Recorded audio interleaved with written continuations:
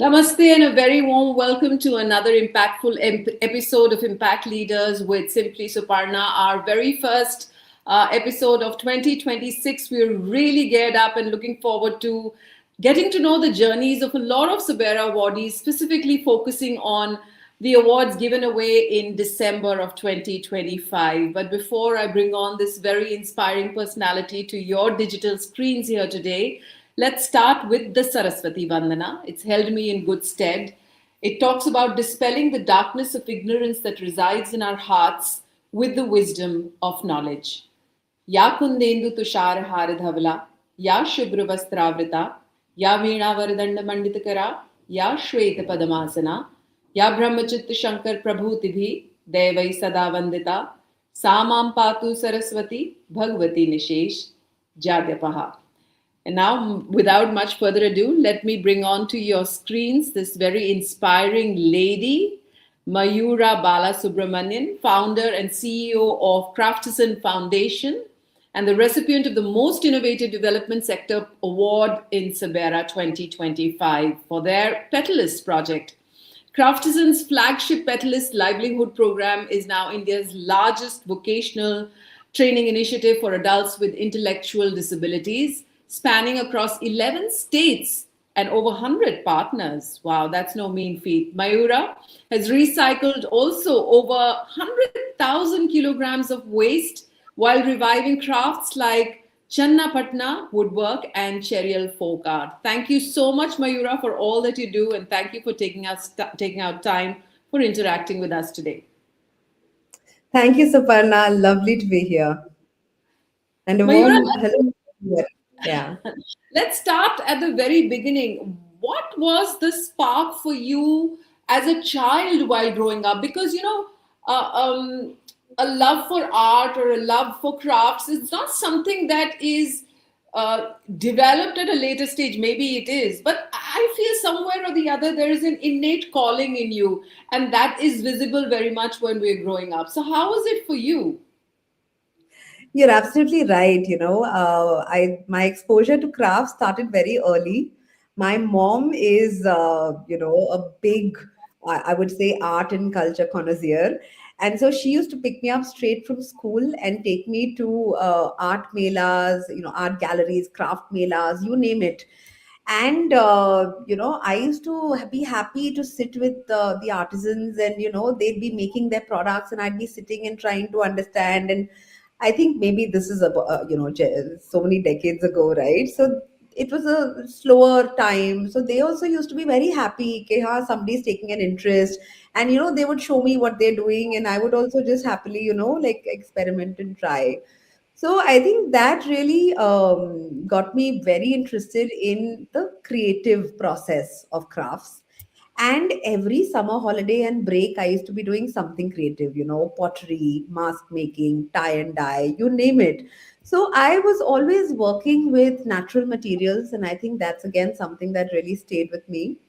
So yeah, I mean, I have to credit, my mom, and I've, for exposing me at such an early age. And then you also chose to be into the field. Of course, you had your exposure working with international organizations and agencies. So, how did that culmination happen in terms of your passion and in terms of your livelihood? Yeah, so I come from a privileged background, I have to say, and I think all through school, college, I wasn't really exposed to grassroots. Of course, we used to go on long drives as a family, through multiple states. We had pets, so the only way to travel with your pets is you get into your car and you drive, right? So that was my only exposure to rural India, really, driving through, and not really a deeper understanding of their reality. So after I did my MBA, and a couple of years later, I was like, acha, now I want to do something more meaningful with my life. And that's when I was very fortunate to get a wonderful opportunity with the United Nations Development Program. They were funding a rural tourism project, which was all about craft and culture livelihoods. And this was funded with the Ministry of Tourism. So, under the Incredible India banner, we created a sub brand called Explore Rural India. And I mean, the name says it all, right? Rural India. So, it was 20 states, 36 villages, and I got my Bharat Yatra. And more than that, I got really like real grassroots level exposure. And it was working with community members across, right from artisans to performing artists to, women who could provide local cuisine to tourists, to youth who wanted to be trained as hospitality guides, to families who wanted to open up their homes for homestays, and of course, the village panchayat and, the community leaders. So that really gave me an understanding. And what I realized is, you know, we don't know any better, just because we might have come from a different background and exposure. We don't know any better. I mean, it has to be a collaborative process, and you have to build trust with the communities, because at the end of the day, they are going to be the owners and, stakeholders of whatever initiative it is that you want to do with them. And at the end of the day, they are the true cultural ambassadors, right, in our country. So it has to be collaborative, and I am really grateful for that very, I would say, grounded and real experience. Sure, but then how did Craftisans then come about? So tourism is seasonal livelihoods, right? Largely in India, tourism is between October to March, except if it's a very cold climate, in which case it will be summer months. But it is seasonal. And we used to work a lot with the artisans as a way to market tourism, right? So, for example, we would take up space in Delhi Hart and many other places and call our artisans as a surrogate. So, being exposed to artisans, I realized there was a big gap between their skill and what the market wants. Their skills are great, the designs, motifs are great, but the product requirements have evolved. Now they don't use, things like, say, placemats or coasters and, in their homes runners. So how would they know what is it, how to contemporize their craft? And so for me, the fact that I could work with artisans and help them evolve their designs, maybe get access to newer markets, would mean year round impact, year round livelihoods. So Got that's it. how, from the whole umbrella of, craft and culture livelihoods, I chose to work with artisans. And that gets me to your award-winning project through Sabera, Petalist. How did Petalist happen then? So Petless is a very serendipitous journey, I would say.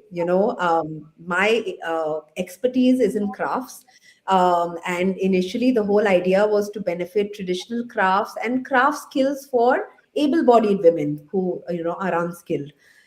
But we were given this challenge by one of our donors, that can we combine crafts with eco-friendly, Mm-hmm. objectives. So and they coined this term green skilling. Now we said, okay, how do we do that, with when it comes to recycling, upcycling? So we did a lot of research and we found that flowers could be a good medium. And flowers also has the potential to be therapeutic. This is what, doctors at Nimhans also told us. And they were also very excited about the possibility of, working with adults with intellectual disability. So, autism, cerebral palsy, Down syndrome, the whole spectrum really of what is regarded as, intellectual and psychiatric disability. So that's how I call it a serendipitous journey. And, this program came together as a way to retain crafts, but also add the environmental objective and focus on a community that is otherwise overlooked, adults with ID. And that's how You know, Petless was born. You know what, Mayura, I would have imagined this seems to be extremely noble in terms of providing livelihood for adults with intellectual disability. But if you are not qualified to actually work with people with adults as much as your emotions are there, but for you to get it right could be a bit of a challenge. I mean, if I look at myself, while through passion and compassion, I would want to be involved, but I really wouldn't have the necessary skills and tools to work with them. So, how did you manage to overcome that? Yeah, no, absolutely spot on. So that's where we developed a collaborative model. We looked at the fact that India is home to the world's largest population of adults with disability. And Really? therefore, I yes, wasn't aware of that. Wow. and by correlation, also adults with intellectual disability. I mean, there are, totally 22 types of disability, and within that, there would be three, four categories for ID. So we actually reached out to an umbrella organization that has membership of a lot of organizations working specifically on intellectual disability in Karnataka, because we are headquartered here. And they called a meeting of their NGO partners, and we presented this concept. And eight of them said, "Okay, we like the concept. We'll sign up," including Nimans, of course, was separate. I mean, they're a larger public institution, but including Nimans, we had eight partners who said, "Okay, we are ready to do this experiment with you." And so it's a Mm, collaborative model, and that's where we bring in our strengths, which is design, innovation, craft, material exploration, production planning, and really the front ending, so to say. And the back mm, end operations of the vocational center are managed by our partners, and they have special educators, and these special mm, educators are our master trainers, and we train them, who in mm, turn train the beneficiaries. So mm. this is a beautiful collaborative model, and we started with 8 partners 10 years back, and today we have 100 plus. So, if I were to break this down, you are also collecting waste from temples, the flowers from temples, and collecting that, and that becomes like your material to create craft, something new, innovative. And the people who are doing it are adults with intellectual disability, such that they can have a dignified livelihood for themselves. Is that correct way to sum it up? Yeah, absolutely. And we started with flowers, and the temples were actually very happy, because the pujaris used to tell us ki, we used to feel bad throwing away these flowers, and now they're so happy, they keep it aside so that it can be collected. And our network of NGO partners, they collect the flowers. And even event managers, wedding halls, all of, sometimes even political rallies, right? You have a lot of flowers being used, or they everybody is happy to donate the flowers, especially when it's used for a auspicious festive occasion, more so because you feel somehow the flowers have been presented for a holy purpose, and now they are also leading to a greater good. So yeah, And we found.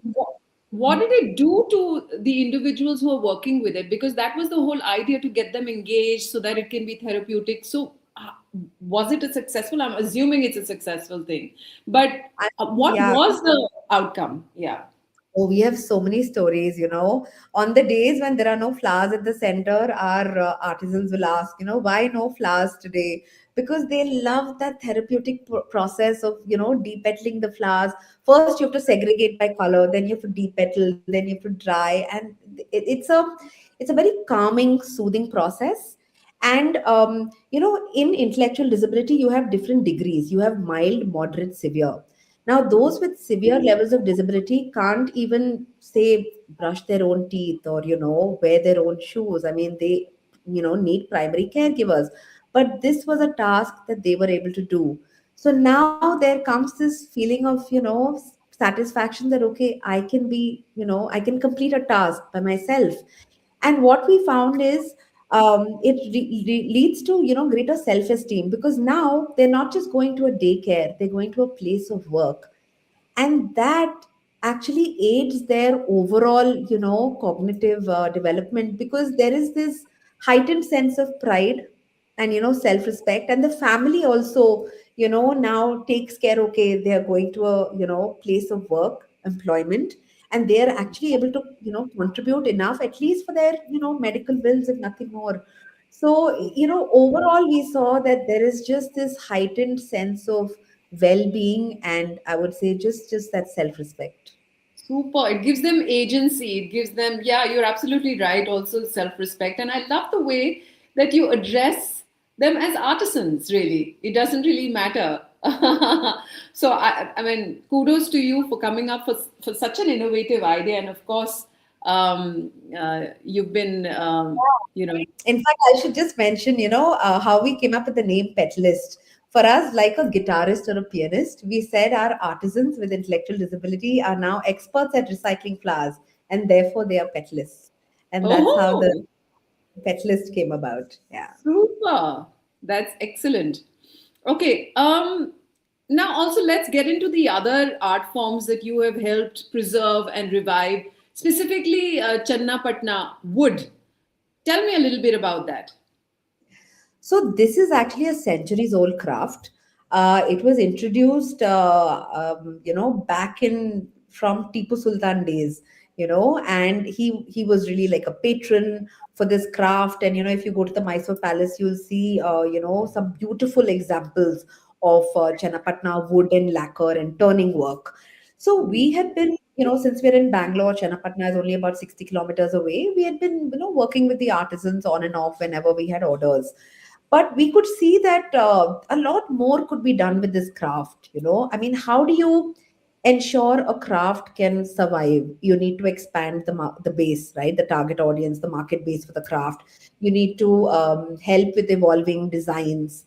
But Channapatna is not, I mean, it is a craft that requires a lot more equipment, because, while everything is done by hand, it is still, very precision based work. So you need equipment. You need cutting and sawing and turning and, lacquering and, sanding, all of that, which requires machinery.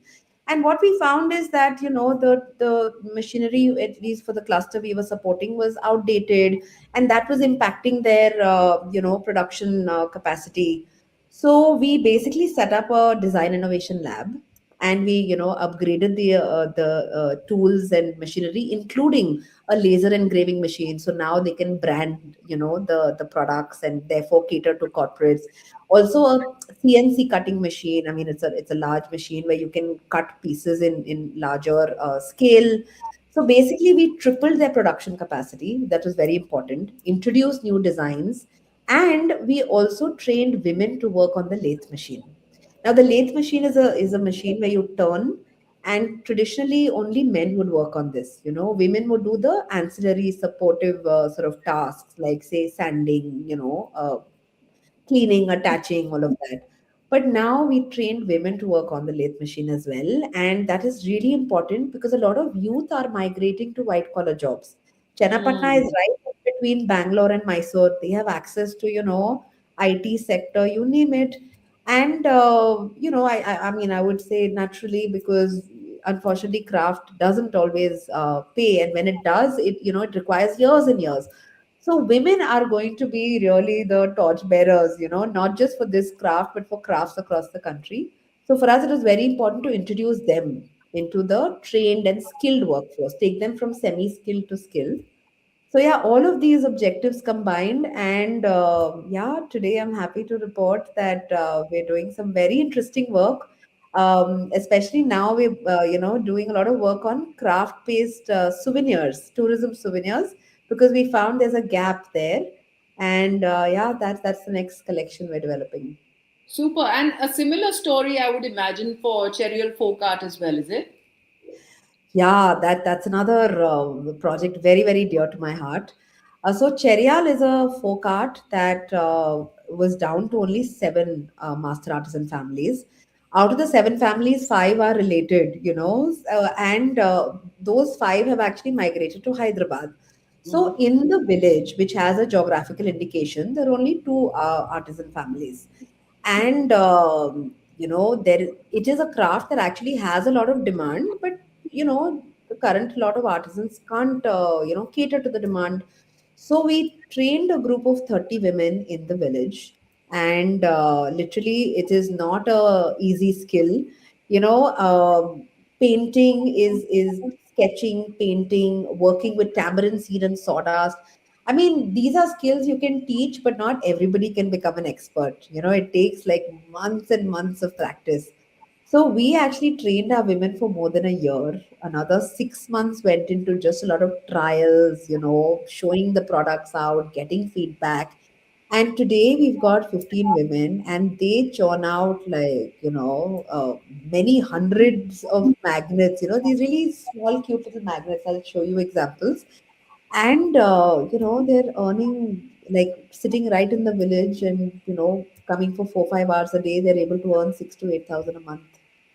Wow, I love the fact that through Craftisans, you're actually not just reviving art, but you're also helping with the most marginalized sectors of our society. Whether we look at, the intersectionality of women not having enough, and then them being in the rural setup, and then even furthermore in terms of an intellectual disability. So you're actually cutting through quite a number of areas which otherwise seem to require, a focused attention with just the revival of crafts and, skilling. I think that in itself is definitely praiseworthy, and that's what the jury of 2025 Sabera saw.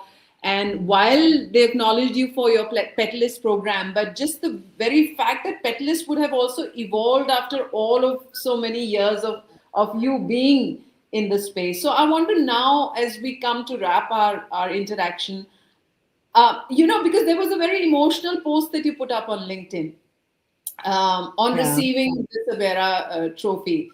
It was very personally linked, and I want you to share that for the audiences. Yeah, I mean, I hope I don't tear up. But my dad was somebody, oh God, I think I will tear up. I know how it is losing a parent. I lost my mom last year. And it's not something, I think you just learn to live without them. It's not something that becomes easy with time. Yeah, Oh, yeah. So dad was, I think, my staunchest supporter. And he had actually told me to apply for the Sabera Awards 6 months before he passed away. And at that time, I had told him, no, no, dad, we are scaling this Petless program. So, I'll give it some more time. And, what was really special was the Sabera Awards in December was actually on his second anniversary. Yeah. yeah. So, sorry, I think that's why I'm tearing up. Yeah, yeah, yeah. It's so special. I know they're just looking out for us. And I mean, that post of yours kind of touched me because losing a parent, and then in a way, always looking for some signs or signals that they're watching over you, and it can't be any Yeah. better than this. I didn't know about it. It's a date that came across. It's a date I'd never met you, and you know how the universe works too, and somewhere it kind of ratifies the effort of what we are also trying to do with Sabera, to be honest. Yeah. No, no, absolutely. I think the reason he had asked me to apply is, he saw what a fabulous job you were doing with just, I think, identifying stories that I think fall under the radar. And I think he always used to tell me, that you need to promote, craftism a lot more, because I feel like, as a founder, you get so involved with the operations. You need to, like, take some effort into putting your work out there. And I think a platform like Sabera is what he felt would really help us. And I'm really glad. I'm glad I took his suggestion. And yeah, like you said, I know he was watching over me and always will.